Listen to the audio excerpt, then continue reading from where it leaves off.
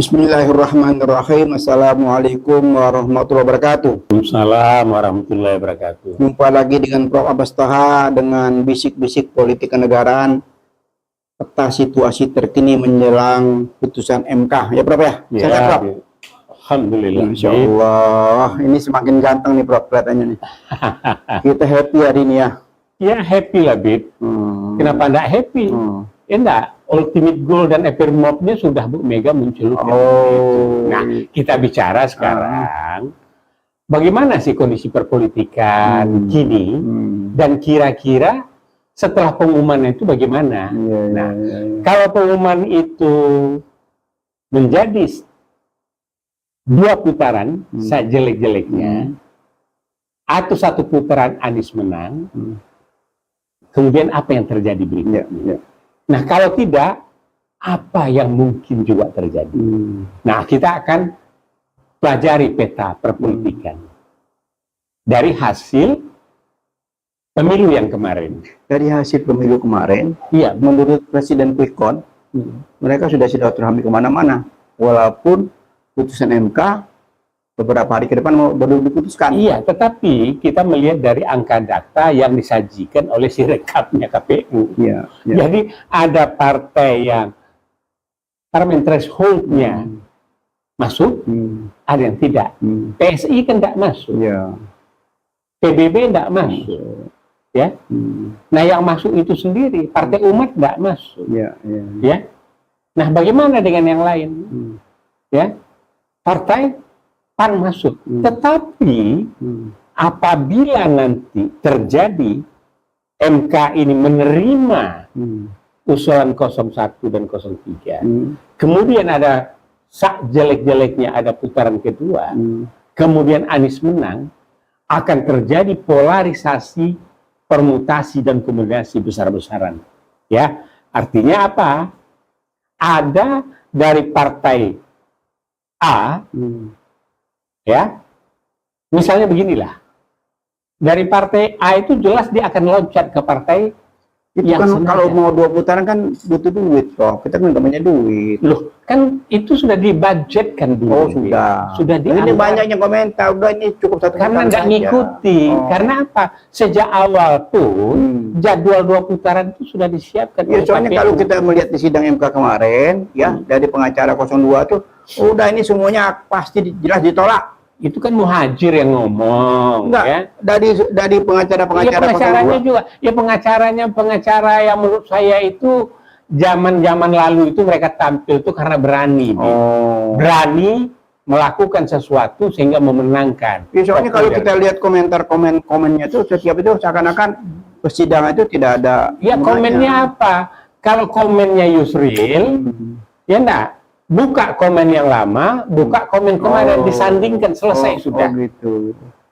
Ya, Ya, kita enggak? masuk dari ahli IT, ini kita bahas Profesor Hotman Paris juga begitu.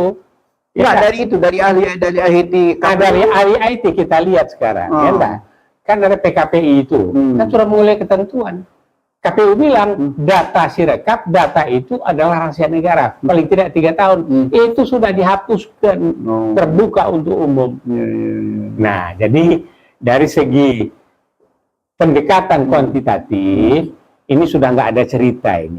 Nah, kalau kita lihat Prof, apa namanya persilatan ya di persidangan kemarin di MK itu betapa gagahnya ya pengacara-pengacara 02 itu tidak menganggap tuntutan 01, tuntutan 03 dan Dan memang harus bersikap begitu. Itu kan gaya para pengacara ya untuk menampilkan sehingga dia berusaha menjadi magnitude terhadap pendengar dan yang melihat. Ini loh sebetulnya. Padahal di balik itu dia paham yang dia lakukan itu bertentangan dengan pengertian dan pemahamannya.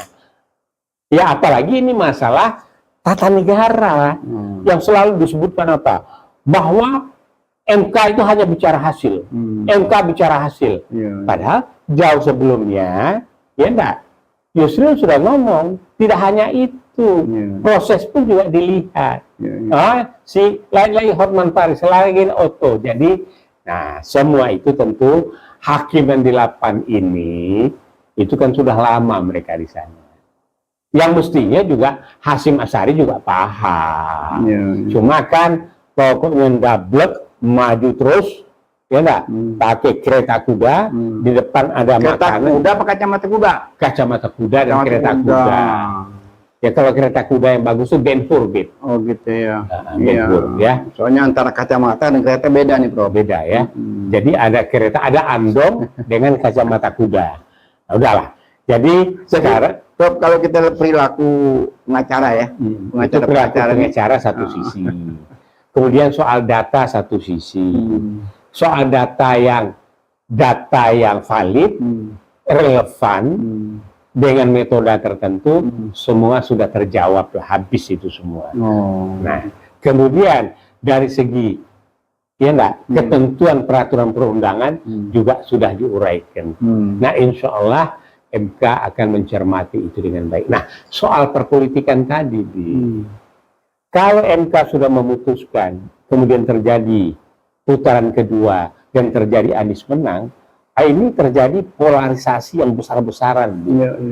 Jadi misalnya saja, PAN kan cukup besar suaranya, Partai Umat kecil, padahal sumber daya mereka, dukungan mereka dari satu komunitas umumnya. Nah ini akan terjadi ini perpindahan-perpindahan ini. Itu lagu lama tuh.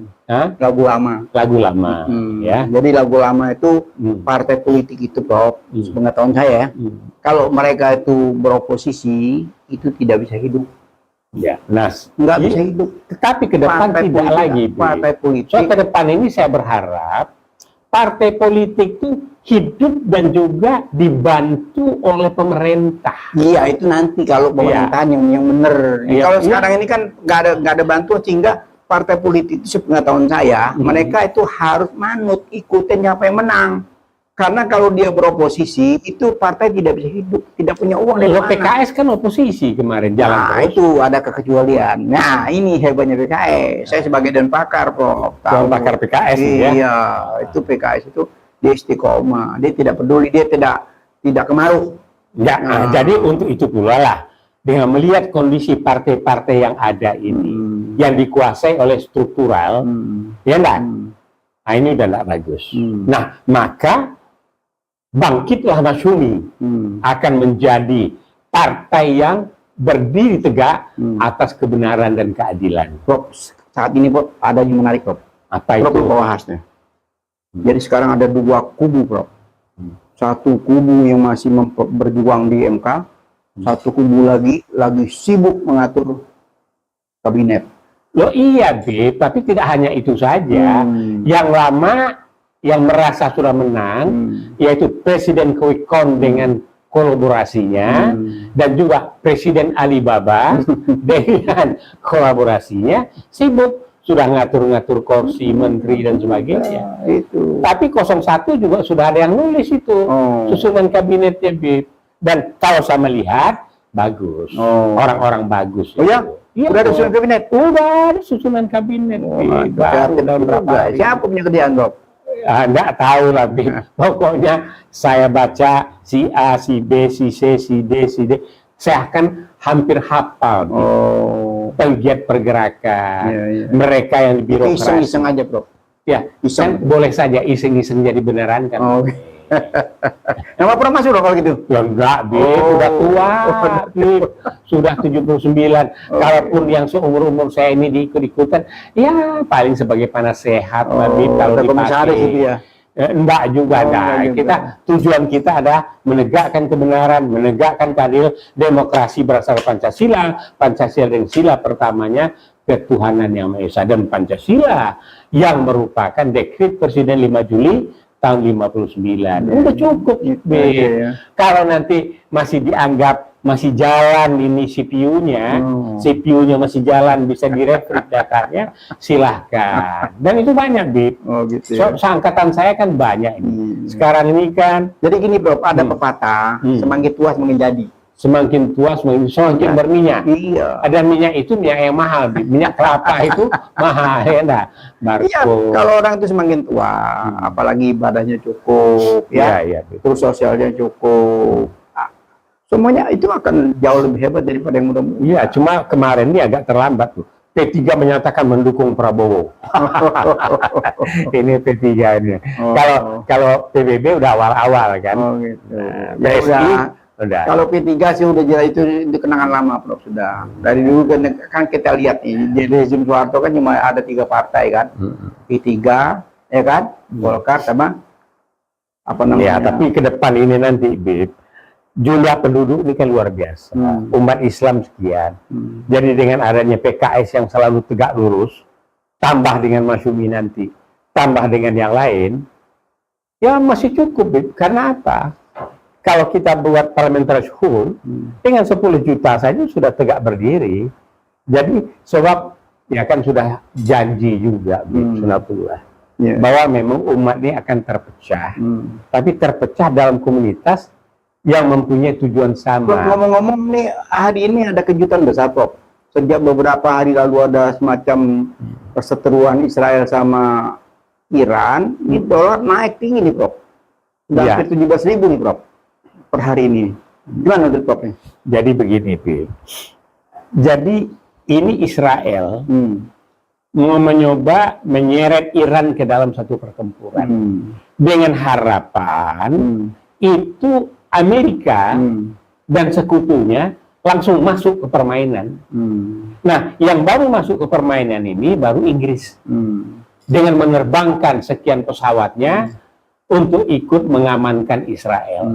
Namun drone yang dilempar atau ditembakkan oleh ini, kemudian juga ya enggak, resonansinya terhadap Houthi dan kemudian dengan Lebanon, ya. Nah ini yang ngirim ini rudalnya apanya, remuk itu sekarang, Bib.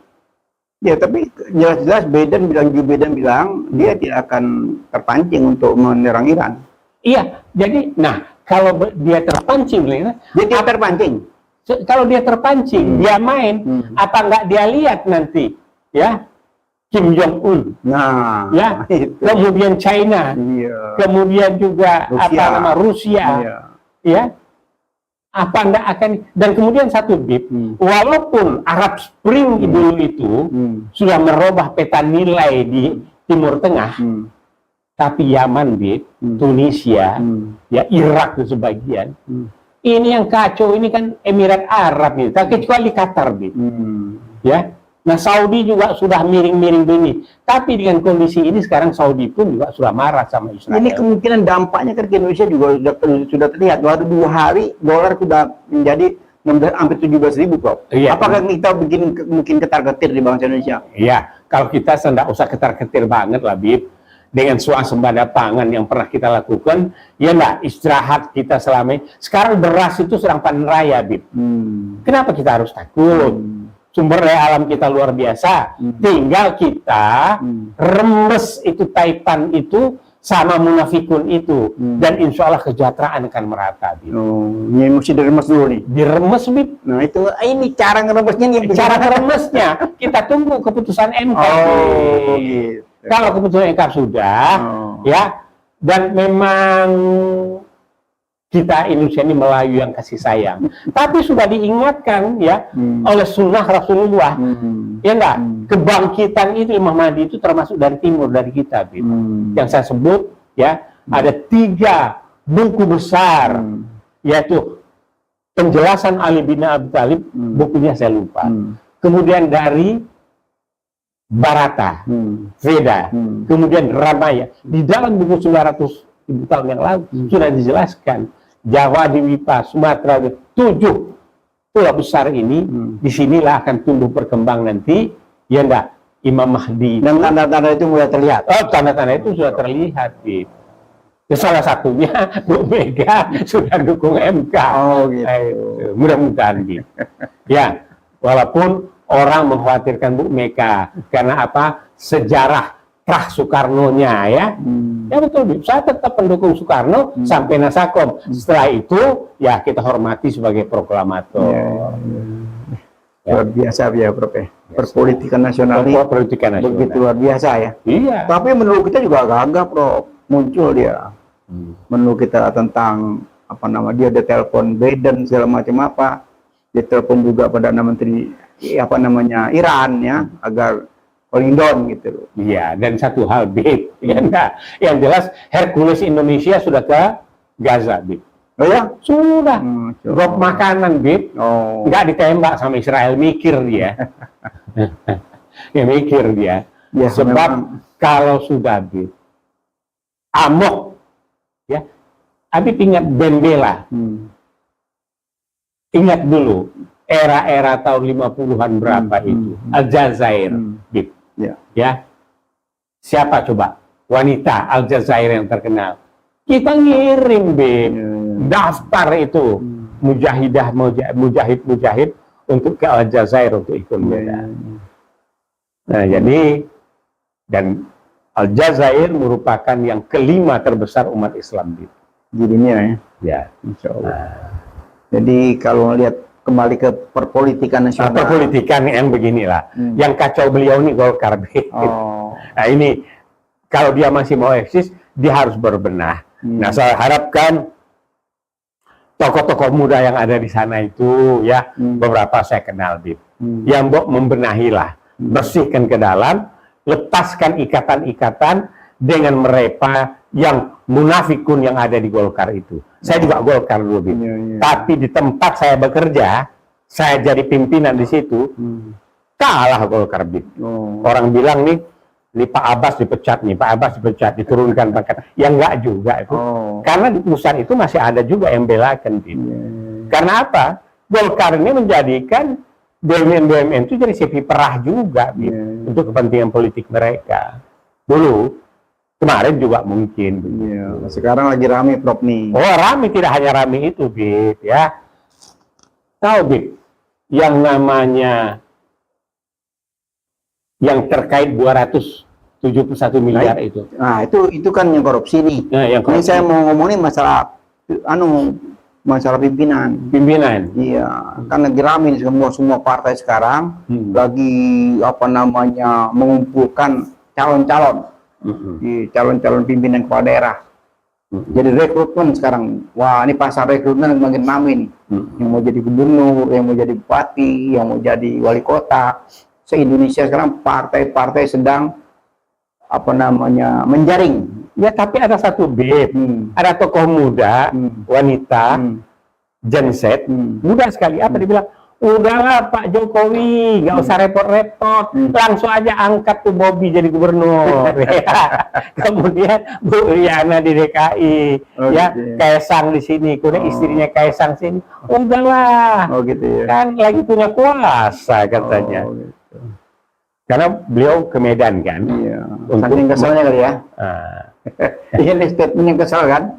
Iya. Ya sebetulnya kan itu kan ungkapan ya, aspirasi daripada anak-anak Gen Z ya, yang luar biasa. Kemudian ada lagi yang milenial ya, dia itu apal dia, Bib, yang 479, 471, 271, yang 69 miliar, semua dia buka, dia nyanyikan. Dan nyanyian itu nyerempet juga ke Ahok. Ahok kan mau maju katanya di Jakarta. Nah, tapi saya sudah hitung tuh. Kalau Ahok maju di Jakarta, ya, maka terjadilah yang namanya konsolidasi. Ya, konsolidasi masyarakat Minang yang jumlahnya di Jakarta cukup besar, cukup dia tiga, ya enggak? Cukup ya dari masyarakat Minang nih, tidak usah semua lah, taruhlah 60% saja. Kemudian masyarakat mana lagi yang besar? Sunda, cukuplah 60% saja, ya, yang tidak suka Ahok. Dari Jawa, taruhlah separuh-separuh. Kemudian dari kepulauan lain, kemudian tambah dengan Betawi asli, taruhlah, ya enggak, 60%. Dari jumlah ini saja, nggak lolos Ahok. Apa iya mau maju lagi? Sudah mulai, Bi. Udah mulai. Pasaran. Dia mau muncul sama PLT yang bikin banjir ini sekarang. Heru.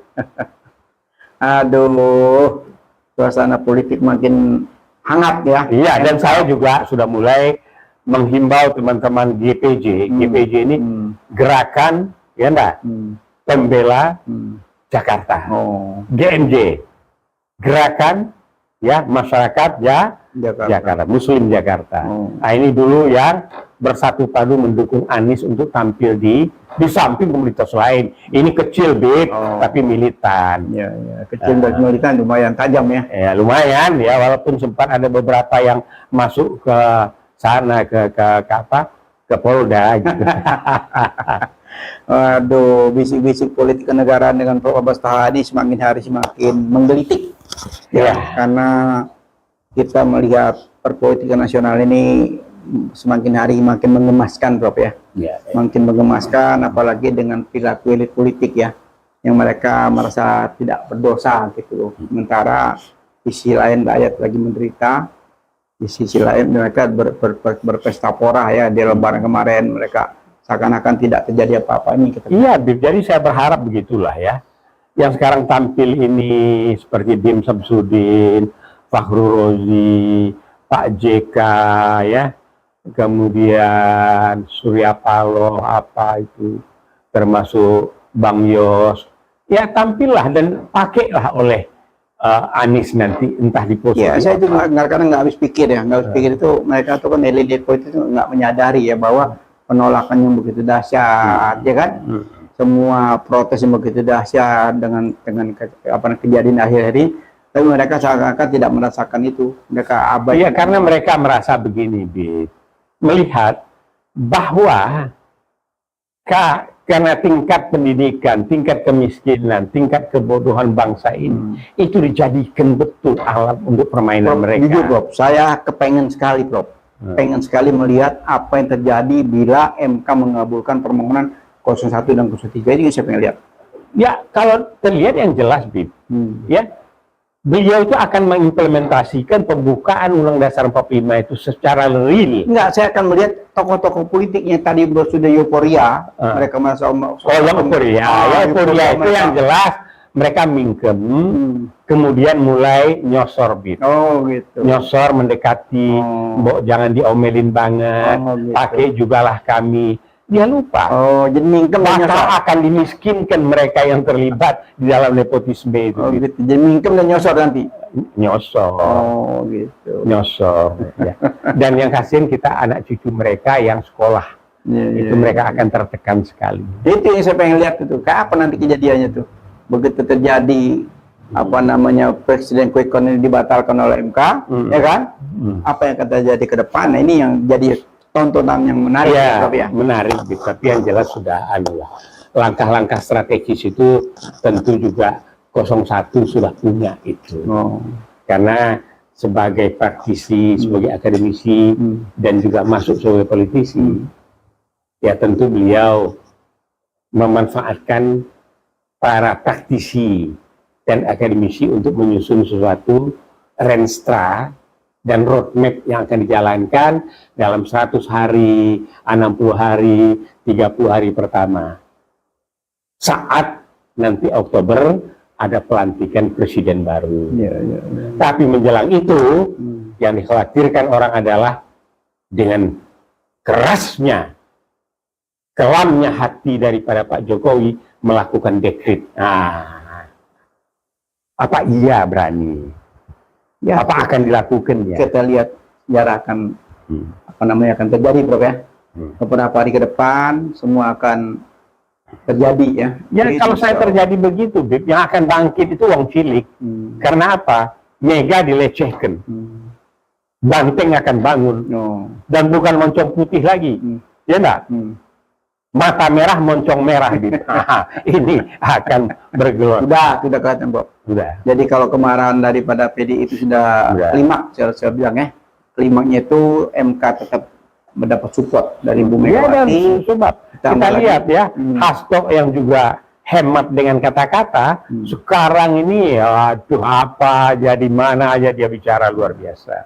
Ya, karena memang situasinya memang harus begini ya. Situasi yang memaksakan ya. Mereka harus buat seperti ini sehingga menjadi proses pembelajaran yang mahal, Prof ya. Mahalnya luar biasa ya. Tapi tetap kita sebagai Rest in peace. Kepengennya tidak ada terjadi huru hara, damai dan damai Prof. Itu aja yang kita harapkan. Nah, karena 01 ingin damai kok, Iya. 03 juga nggak ingin rame-rame. Tuh, ya sebetulnya rakyat kita pengen damai semua. Tidak ada dari kita mau rusuh, nggak ada. Tidak ada kepengen dari kita, karena kita kondisi ekonomi kita lagi kondisi begini, kita rusuh lagi semakin terpuruk. Itu kita tidak inginkan ya. Nauzubillah min dzalik ya. Baiklah, bisik-bisik politik kenegaraan dengan Prof. Taha kita akhiri dengan wabillahi taufik wal hidayah. Wassalamualaikum warahmatullahi wabarakatuh. Semoga bermanfaat buat kita semua. Terima kasih, Bro. Ya.